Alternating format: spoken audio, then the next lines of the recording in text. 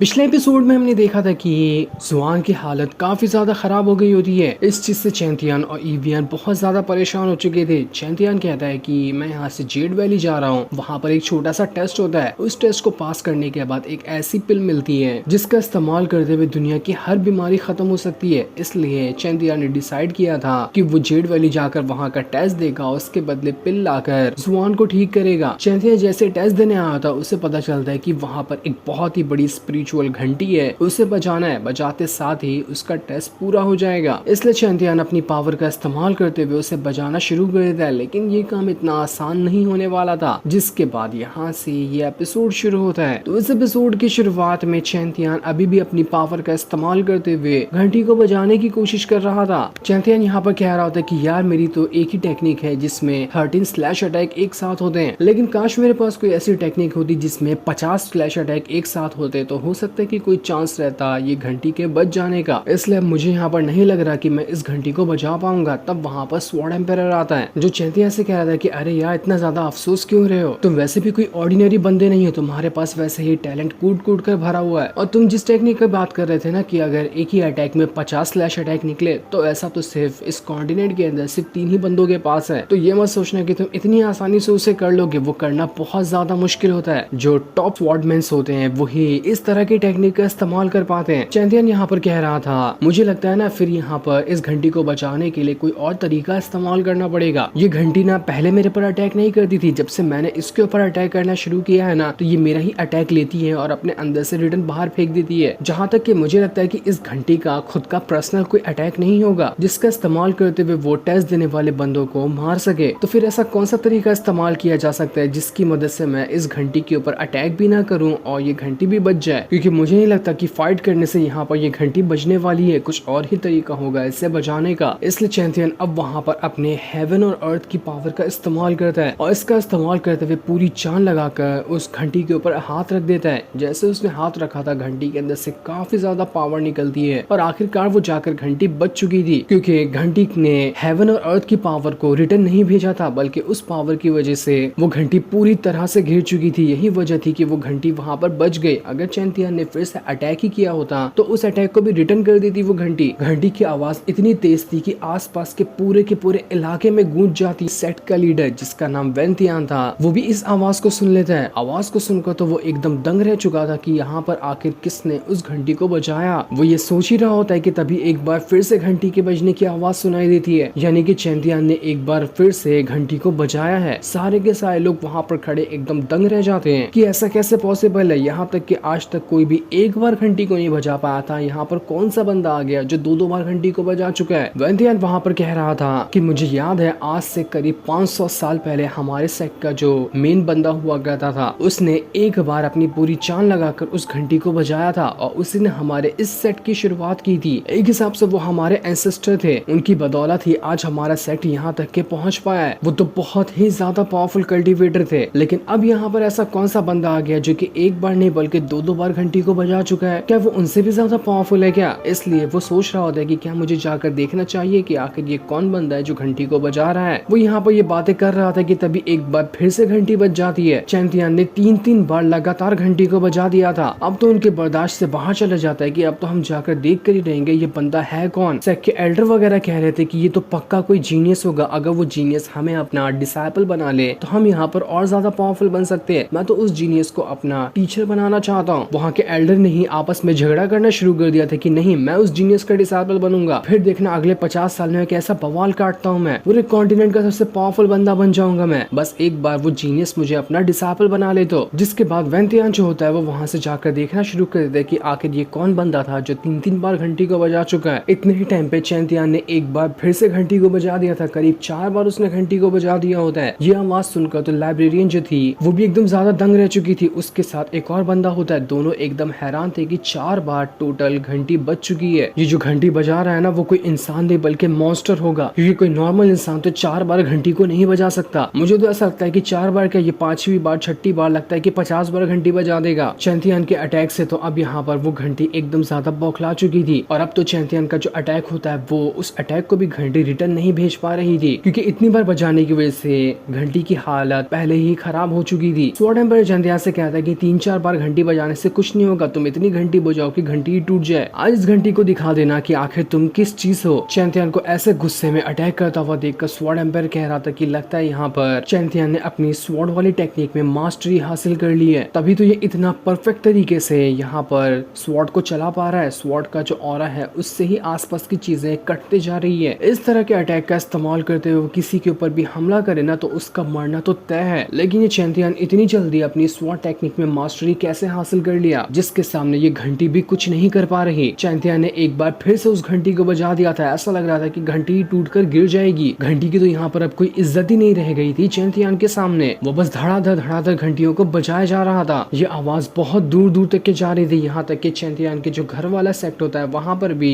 इसकी आवाज पहुंच चुकी थी। ये आवाज पूरे कॉन्टिनेंट में फैल चुकी होती है। सभी को पता चल चुका था कि कोई ऐसा जीनियस है जिसने इतनी बार घंटियों को बजाया कि घंटी अब लगता है कि बर्बाद होने वाली है। चैंतियन यहाँ पर भी नहीं रुक रहा था। वो इतना ज्यादा घंटी बजा देता है कि घंटी के अंदर से एकदम भयानक ऑरा बाहर निकलने लग गया था। ऐसा लग रहा था कि वहाँ पर तूफान आ जाएगा और घंटी का जितना भी ऑरा होता है वो सारा का सारा ऑरा निकलकर अब यहाँ पर चैंतियन की बॉडी के अंदर समा चुका था। ऐसा लग रहा था कि घंटी की भी स्पिरिचुअल पावर अब चैंतियन के अंदर जा चुकी है। इतनी बार उसे बचाने के चक्कर में स्वॉर्ड एम्पायर कहता है बस बस चैंतियन रुक जा, क्या कर रहा है, घंटी की सारी पावर तो तेरे पास ही आ गई। मैंने तो मजाक किया था घंटी को तोड़ना है, लेकिन घंटी को तोड़ मत देना, क्योंकि घंटी टूटी ना तो इतना बड़ा यहाँ पर तूफान आएगा जिसकी वजह से पूरी जगह बर्बाद हो जाएगी। तो भला इसी में है कि उस घंटी को अब यहाँ पर तू बख्श दे, क्योंकि घंटी के टूटने के बाद जो तूफान आएगा ना उसे तू झेल नहीं पाएगा अपनी कल्टीवेशन पावर के हिसाब से। इसलिए भला इसी में होगी कि उसको तूफान आने ही मत दे तू। चैंतियन कहता लगता है कि मैंने अब इतना काम कर दिया कि मुझे इसके बदले वो पिल मिल जाएगी जिसकी मदद से मैं जुबान को ठीक कर सकता हूँ। मजा आ गया, अब तो जुबान ठीक हो जाएगा। स्वॉर्ड एम्पायर कहता है कि अरे यह तो खाली यहाँ पर पिल की बात कर रहा है, तुझे ऐसी चीज मिली है कि जरा तो अपनी कल्टीवेशन पावर को एक्टिवेट करके तो देख। चैंतियन जैसे अपनी कल्टीवेशन पावर को एक्टिवेट करता है, घंटी का स्पिरिचुअल ऑरा जाने की वजह से उसने अपनी कल्टीवेशन पावर को और ज्यादा बढ़ा लिया था। वो पहले से भी ज्यादा एडवांस हो गई होती है। चैंतियन इस चीज को देखकर काफी ज्यादा खुश था कि अरे वाह मजा ही आ गया, एक के बाद एक मुझे अच्छी चीजें मिलते ही जा रही है। जैसे ही चैंतियन का ये काम पूरा हुआ था वहाँ का गेट खुल जाता है और गेट के अंदर से